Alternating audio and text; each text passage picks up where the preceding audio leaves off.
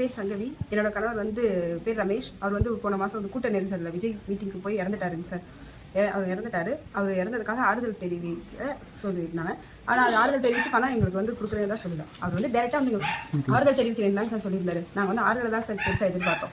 எங்களுக்கு வந்து பணம் பெருசு கிடையாது. நாங்கள் இந்த மாதிரி கூட்டத்துக்கு இன்னைக்கு போகல. எனக்கு 20 லட்சம் வந்துச்சு. ஆனால் அவர் வந்து நேரில் வந்து ஆறுதல் தெரிவிக்கிறார் தான் ஆரம்பத்துல வந்து சொல்லியிருந்தாங்க. அதை தான் நான் நம்பினேன். அதனால வீடியோ காலில் கூட பேசுறதா நான் சொல்லியிருக்கேன் ஏற்கனவே. அவர் வந்து நேரில் வந்து எனக்கு பெருசாக வந்து ஆறுதல் தெரிவிக்கணுங்கிறத நான் எங்களோட விருப்பம். எனக்கு வந்து பணக்காசு பெருசு கிடையாது சார். பணக்காசு வச்சு இப்போ இறந்த நகரை திருப்பி கொண்டு வர முடியாது. அதே மாதிரி எனக்கு எல்லாரும் வந்து நேரில் ஆறுதல் தெரிவிச்சு தான் வந்து சொல்லிட்டு போயிருக்காங்க. நேரில் தெரிவிச்சு எல்லாத்துக்கும் ரொம்ப நன்றி. எனக்கு வந்து 20 லட்ச ரூபாய் பணம் வேண்டாம்னு சொல்லி திருப்பி அனுப்பிட்டேங்க சார். நான் பேங்க் மூலியமா அட்ஜஸ்ட் பண்ணி நான் லெட்டர் இன்ஃபார்ம் பண்ணி கொடுத்து என் விருப்பம் எல்லாம் போட்டிருக்காங்கன்னு சொல்லி நான் திரும்பி மேனேஜர் லெட்டர் கொடுத்து ரிட்டர்ன் பண்ணிட்டேங்க சார். கவர்மெண்ட்ல 10 லட்சம் பணம் ஜோதிமணி எம்பி செந்தில் பாலாஜி அவங்க சார் வந்து கொடுத்துட்டு போனாங்க வீட்டில். அவங்க கனிமொழி மேம் வந்து வீட்டில் வந்து எங்களுக்கு சொல்லி தான் கொடுத்து